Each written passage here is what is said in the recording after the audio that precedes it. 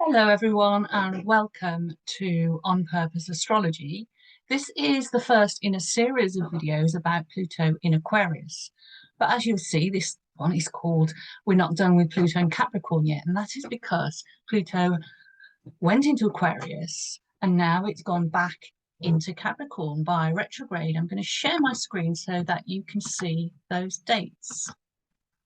So March, Pluto went into Aquarius. June, just over a month ago, I'm recording this in July 2023, Pluto returns to Capricorn.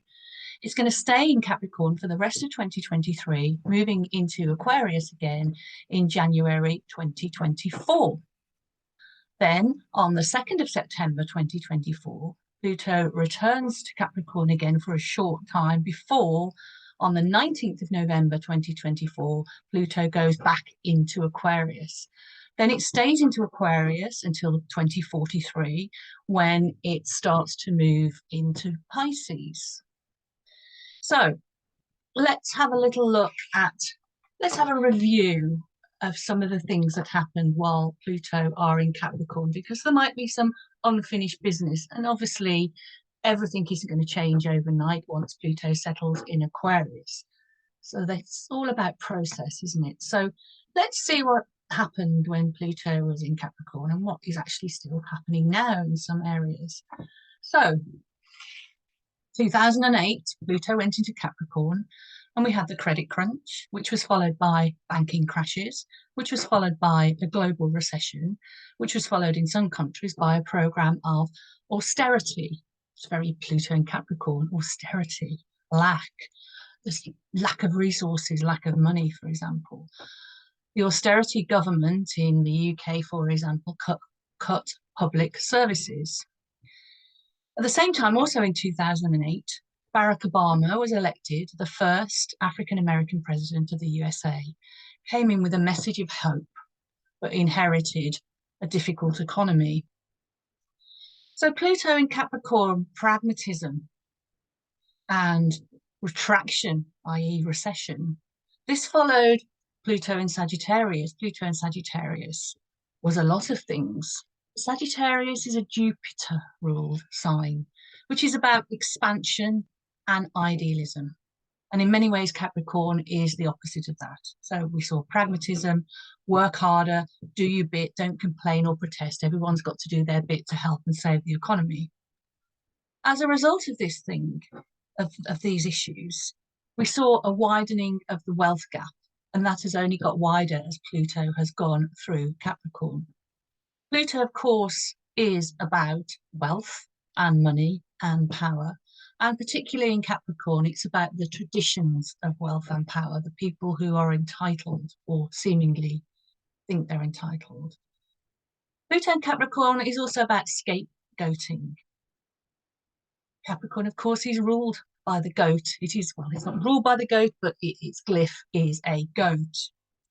And what was scapegoated during Pluto and Capricorn was, for example, in the UK during austerity, benefits claimants, people who were poor in society and needed a little bit of extra help for whatever reason, for health reasons or for unemployment, etc., or disabilities, for example. Their benefits were cut, and there was a lot of, in some of the right-wing media, for example, there were a lot of stories vilifying benefits claimants, giving the impression that they were all kind of on the take, which obviously, when people absorb those opinions, it made it easier for the government to cut those benefits without too much protest, because, of course, people were powerless to do anything about it. And latterly, at the moment in the UK, and we've seen this in other countries such as America, the scapegoating of immigrants. Stop the boats, for example, in the UK, stop the boats that come in across the English Channel of migrants and refugees who want to seek asylum in the UK. It's a major policy of the UK government to stop these small boats. This has something to do, of course, with Saturn in the sign of Pisces, and we've seen a lot of loss of lives at sea, both in the migrants, both from these migrants, but also, you remember the wealthy people who lost their lives going to look at the Titanic. Back to Pluto and Capricorn, though, of course, and in 2011 we had the Arab Spring. This affected mostly African countries, North African countries, and countries in the Middle East. It was seen as a push for democracy, freedom, human rights, but it has created, in the long run, in a lot of countries, instability and sometimes some civil wars as well. Law and order during Pluto and Capricorn was tightened up, anti-protest laws, etc. Big Brother is watching you. Pluto in Capricorn is the epitome, really, of Big Brother. We think of Capricorn as more of a father figure, but an authoritarian figure, of course. Big Brother is a good analogy. You're being watched online, everything you look at, everything you see. Even if you use VPN, I don't think that's fail safe. CCTV everywhere you go. I mean, even on my residential street now, at the end of the street, there are CCTV cameras checking your registration number on your car so that you can get fined if you haven't got a residence pass, for example. There's no shops, there's nothing near here, it's very residential. Boundaries. Boundaries is really important. Boundaries is a real Capricornian thing because Capricorn is, of course, ruled by Saturn. So remember Donald Trump and the wall. The wall he wanted to erect across the southern borders of the USA to stop immigrants coming from Central and South America.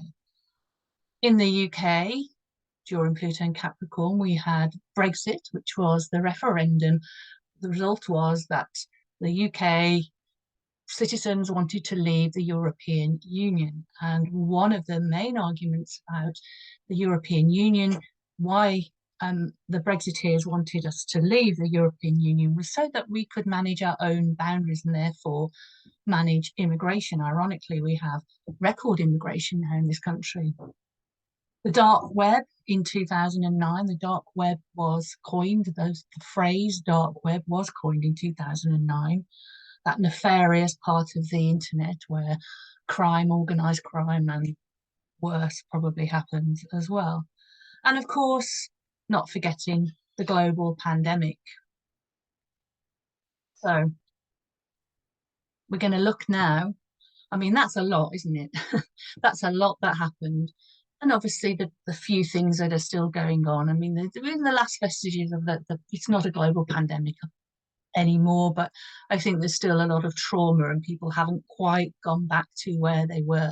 Life has changed for so many people after the pandemic, and we're going through a cost of living crisis as well, so more recession perhaps on its way. We can learn a lot from the end days of the last time Pluto was in Capricorn, and of course the last time Pluto was in Aquarius. And here's something interesting I found when I was doing some research. So the last time Pluto was in Capricorn, Pluto is very slow. So the last time it was in Capricorn was in the 18th century. At the end days of that transit, Adam Smith, an economist, published his book, The Wealth of Nations.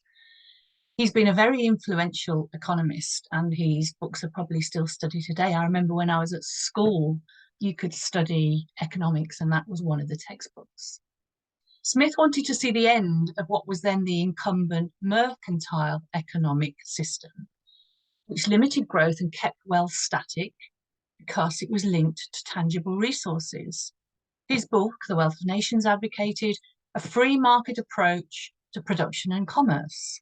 Sound familiar? That governments should allow the market to self-regulate. Again, sound familiar? That businesses and individuals acting in their own self-interest leads to economic progress. Again, that sounds very familiar for the economic system we have now, as well as the theory that wealth will trickle down to the workers as corporations get richer. Now, Smith's work and that of contemporaries of his hailed the beginning of the end of the mercantile economic system and the birth of capitalism. Okay, so what are the parallels of today, for today? Well, Pluto in Capricorn has demonstrated that capitalism is no longer working for the ordinary people. For example, in the UK and in other countries across the world, people on regular, average or low wages can't afford to pay their rent or much less to be able to afford to buy a property. The wealth gap has widened significantly under Pluto in Capricorn. We have mega bonuses for CEOs, shareholder payouts and dividends, big pay rises for politicians, but for regular working people, a decline in real wages. And of course, at the moment, we have the cost of living crisis. Houses, rents and mortgages going up because of high interest rates, high inflation everywhere, particularly in the UK, it's a big problem. Now, what will change when Pluto moves into Aquarius? Pluto in Aquarius, well, Aquarius itself is the sign of the ordinary people. So will things get better for the ordinary people under Pluto in Aquarius? Perhaps, and we'd like to hope so, but not with any great speed, I don't think, because Pluto moves slow, change tends to be slow, and there's a lot of resistance to change, especially when the people who hold the power are the people that are benefiting from the wealth gap. Certainly, the UK government and other governments in the West, with Western capitalist economies, they're trying to hold on to the deregulated free market trickle-down approach, even as it's been forced, even though capitalist governments have been forced to support workers and businesses financially through the pandemic, and also extra payments to help with fuel bills in the UK and other places due to the cost of living crisis, primarily the cost of fuel to keep your houses warm and hot water running in your houses. So Pluto's last transit of Aquarius was 1777 and 1798. This period saw the rise of people power and an end to the prevailing wealth gap. So that's really interesting. I wonder what will happen and what will change, whether we'll see those same changes. Obviously, we're in a different time and different culture, and we're a different world now, and technology, etc. The next video will look specifically at Pluto in Aquarius. Now, Pluto brings out the shadow side of the sign that it's in, as we've seen some of the shadow of Capricorn, while Pluto being in Capricorn. We'll also briefly look at the important link between Pluto and Aquarius and the Jupiter-Saturn cycle. And then in subsequent videos, we get personal. So we ask, what does Pluto in Aquarius mean for your Pluto generation? So for example, if you've got Pluto in Leo or Virgo or Libra or Scorpio or Sagittarius, please subscribe so you don't miss this series of videos, so you know when the next one is posted. If you don't know what your Pluto sign is, don't worry, I'll give you the dates on the video so you'll be able to work it out really easily. Thank you for watching. This is my first video in my first YouTube channel.